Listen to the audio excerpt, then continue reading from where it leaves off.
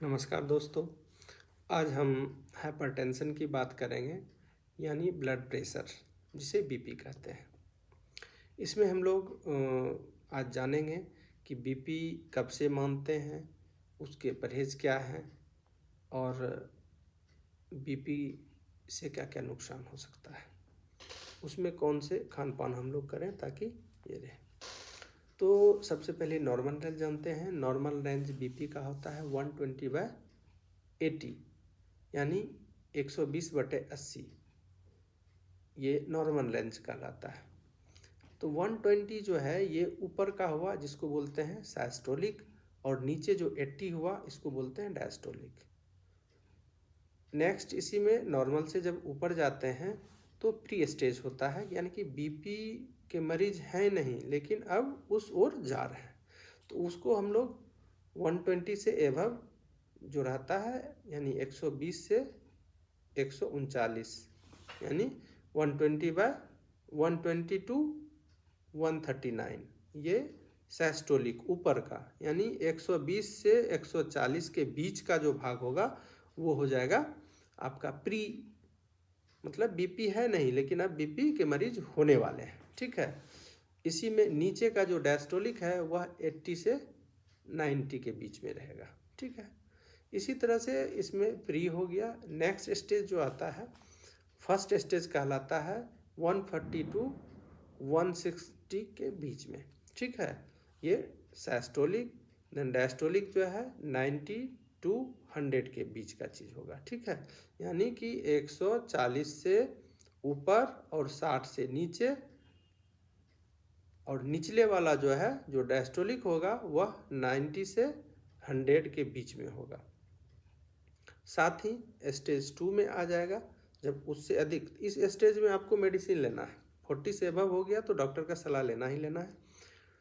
Second फिर हो जाएगा 160 टू 160/100, यानी 160 से जो ऊपर जाएगा सिस्टोलिक और नीचे 100 डायस्टोलिक। ये क्या हो जाएगा कि आपका सेकेंड स्टेज कहलाएगा। तो डॉक्टर से सलाह इसमें लेना ही है। जो डेंजर जोन में आता है वो सबसे हो जाता है 180 टू 180 से एभव सिस्टोलिक, और नीचे का जो डायस्टोलिक होगा 120, यानी 180/120। ये समझ लीजिए दोनों अंक आगे और बढ़ सकता है। ठीक है। तो ये काफ़ी हाइपरटेंसिव क्राइसिस कहलाता है। इसमें आपका हार्ट अटैक का चांसेस बढ़ जाएगा, ब्रेन स्ट्रोक का चांसेस बढ़ जाएगा, किडनी फेल्योर का चांसेस बढ़ जाएगा, आँख की रोशनी जाने की संभावना बढ़ जाएगी। अब हम लोग इस पे ध्यान देंगे कि आखिर इसके लिए बीपी क्यों बढ़ता है। ठीक है। तो प्राइमरी ये है बीपी बढ़ने का कि उम्र अगर अधिक होगा तो बीपी बढ़ सकता है। आप टेंशन लेते हैं, तनाव में रहते हैं तो बीपी बढ़ सकता है। मोटापा बढ़ रहा है तो बीपी बढ़ सकता है। नमक अधिक लेते हैं तो बीपी बढ़ सकता है। ये सब बीपी बढ़ने का मुख्य कारण है। साथ में कुछ मेडिसिन भी ले रहे हैं तो उससे भी बीपी बढ़ सकता है। जैसे में एस्ट्रॉइड लेते हैं तो उससे बीपी बढ़ता है। ठीक है। तो ये सब चीज़ से परहेज़ करना चाहिए। साथ ही बीपी के मरीजों के लिए ये खान पान खास ध्यान रखने की चीज़ है।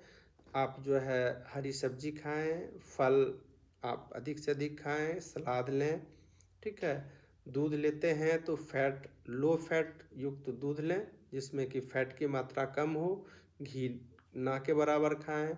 साबुत अनाज का प्रयोग करें। नारियल पानी पिएं, पानी नियमित मात्रा में पीते रहें। ये सब चीज़ पे ध्यान देने की चीज़ है। अब हम थोड़ा परहेज़ की बात कर लें। परहेज़ तो है नमक, सबसे पहला चीज़ है नमक आपको कम कर देना है। अगर मिर्च के साथ लेके नमक खाते हैं, प्याज के साथ खाते हैं, या एक्स्ट्रा अलग से लेके सब्जी में खाते हैं तो वो बिल्कुल बंद कर दें। साथ ही अचार, पापड़, चिप्स, फास्ट फूड और रेड मीट, इसको तो बिल्कुल बंद कर दें। साथ ही धूम्रपान नहीं करना है, शराब नहीं पीना चाहिए, वज़न को कंट्रोल रखना है। ये तो परहेज हो गया। अब हम लोग को ध्यान ये देना है कि बीपी के मरीजों को